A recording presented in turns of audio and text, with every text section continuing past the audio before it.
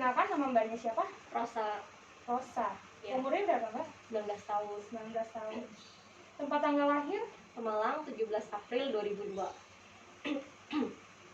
Alamat tempat tinggal di mana?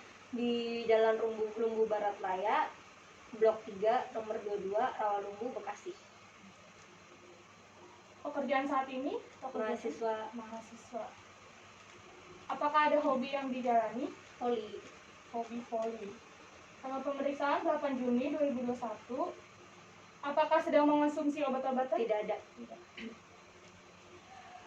Baik, sekarang saya akan melakukan asesmen dan pemeriksaan. Boleh disampaikan keluhan yang Mbak rasakan apa? Nah, jadi saya merasakan nyeri di pergelangan kaki di bagian kiri. Kaki kiri. Apakah rasa nyeri tersebut terasa setiap hari atau saat-saat tertentu? Tidak, nyerinya itu hilang timbul, Mbak. Hilang timbul.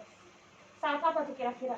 Pada saat duduk yang kakinya menggantung, lalu saat berjalan jauh dan berlari. Saat berjalan jauh, melompat seperti itu ya? Iya. Melompat. Oke. Dari keluhan tersebut apa sih harapan Mbak? Saya pengen bisa bermain voli dan tidak gampang nyeri. Lalu saya ingin berjalan dan aktivitas seperti biasa tanpa adanya gangguan nyeri itu. Lebih utama untuk bisa bermain voli ya? Iya. Selain dari keluhan tadi, apakah ada keluhan penyerta seperti pusing, sakit tangan? Tidak ada. Tidak ada ya? Boleh diceritakan bagaimana kejadian bisa terjadinya nyeri tersebut? Nah, jadi saya itu posisi pagi-pagi. Itu saya bangun tidur, saya ingin ke kamar mandi. Kamar mandi? Ya, karena udah pengen banget ke kamar mandi, tiba-tiba saya lari aja tuh Mbak. Habis lari, saya tiba-tiba kesleo. Dan itu bengkak gede banget. Saya sudah coba kasih minyak urut juga, tapi tidak hilang-hilang. Lalu saya tapping kan, itu saya tapping sama sehari ya, karena saya tidak cocok menggunakan tapping, jadi gatal-gatal. Lalu saya lepas dan hari berikutnya saya ganti menggunakan bandage ya. Lalu dengan di bandage itu ada efeknya? Ada bengkaknya sedikit, mengempis. Itu kira-kira berarti udah 3 hari atau? Iya, sekitar segitu ya. Lalu sampai saat ini baru nyerinya terasa sampai saat ini. Oke. Selain itu apa ada riwayat penyakit sebelumnya? Tidak ada. Tidak ada. Oke. Sekarang saya akan melakukan pemeriksaan umum, yaitu berupa tekanan darah, denyut nadi, dan pernafasan.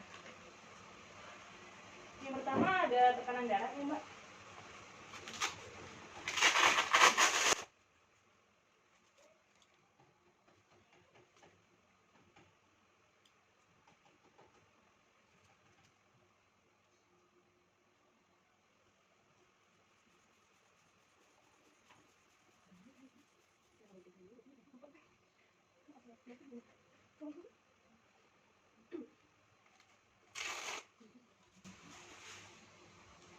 Selanjutnya saya akan mengukur denyut nadi selama 1 menit.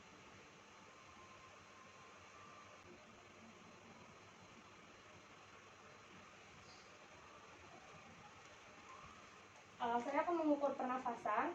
Boleh seperti ini Mbak. Nafas seperti biasa.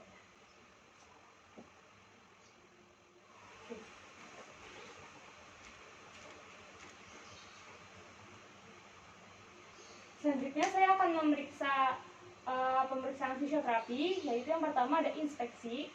Jadi inspeksi itu saya akan melihat bagaimana fungsional dari mbaknya, mau dari statis maupun dinamis. Sebelumnya boleh berdiri. Ya, bisa dilihat untuk pemeriksaan inspeksi statis, di mana pasien tidak menggunakan alat bantu jalan sama sekali, dan postur tubuh terlihat simetris, lalu tidak ada tanda inflamasi yang akut, dan warna muka dan kulit normal. Kemudian untuk inspeksi dinamis, boleh coba jalan. Ya, silakan. Ini bisa dilihat pasien jalan dengan normal, lalu tidak ada pincang atau apa, mungkin hanya itu ya, nyeri kalau jalan lama. Iya. Sekarang saya akan palpasi, bisa duduk lagi Kak. selanjutnya saya akan melihat palpasi kaki yang sakit, di mana tanda inflamasi tidak terlihat, udem juga tidak terlihat, warna kulit juga normal, suhu hanya saja suhu sedikit panas dibanding kaki sebelah kanan. Kemudian saya akan melakukan tes cepat, di mana tes cepat ini akan membantu saya untuk mendiagnosis dalam fisioterapi. Boleh kakinya seperti ini? Nyeri? Tidak. Ini? Nyeri. Aduh, sakit. Seperti ini? Nyeri. Ini? Tidak. Oke, baik. Kemudian saya akan melakukan pemeriksaan PFGD atau pemeriksaan fungsi gerak dasar. Itu menggunakan alat geniometer. Coba kakinya lurus. Seperti ini secara maksimal sebisanya. Oke. Lurus lagi. Ke atas maksimal.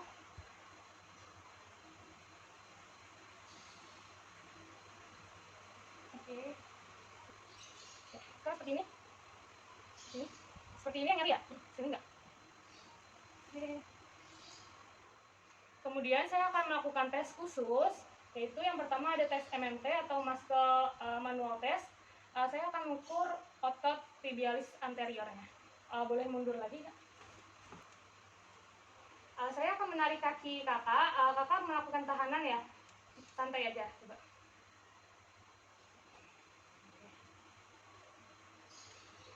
Ditemukan nilai MMT pasien 4, yaitu otot mampu berkontraksi dan menggerakkan tubuh melawan tahanan secara minimal.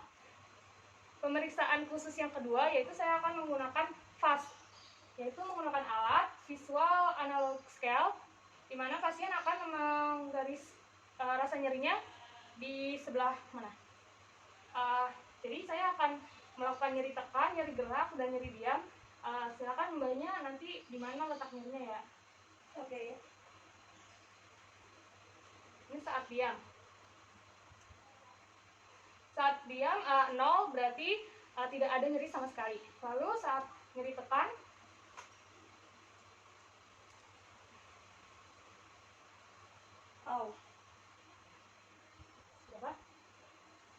nyeri tekan pasien menaruh 4, berarti tandanya nyeri dirasakan hilang dan timbul. Kemudian nyeri gerak,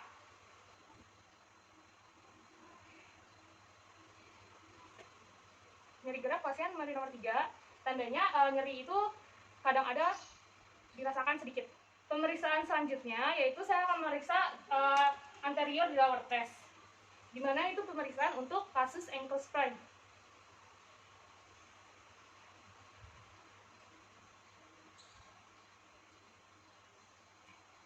Ditemukan bahwa anterior drawer test pasien masih positif.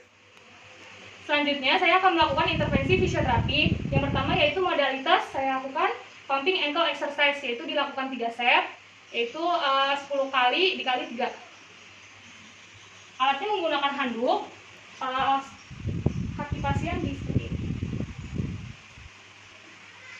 10 kali 3 set.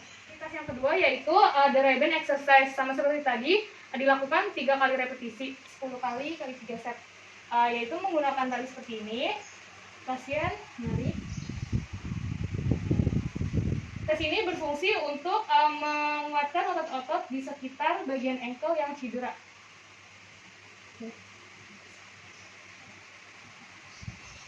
Lalu tarik.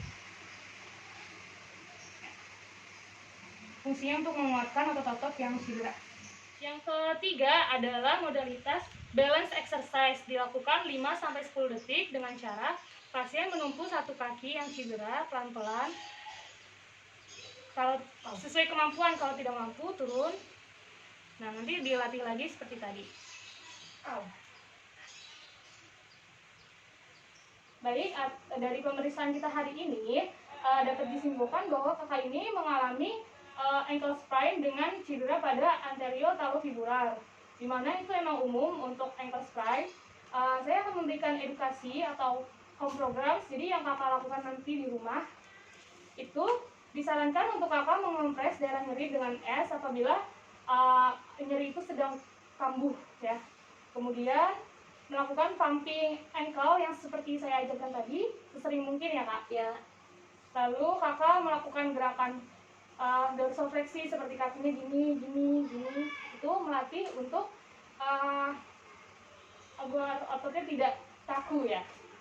Kemudian dianjurkan untuk melakukan gerakan yang seperti saya latih tadi ya. Itu dilakukan di rumah sesering mungkin, tapi dengan kemampuannya aja. Kalau udah sakit berhenti. Terima kasih kak. Saya paham.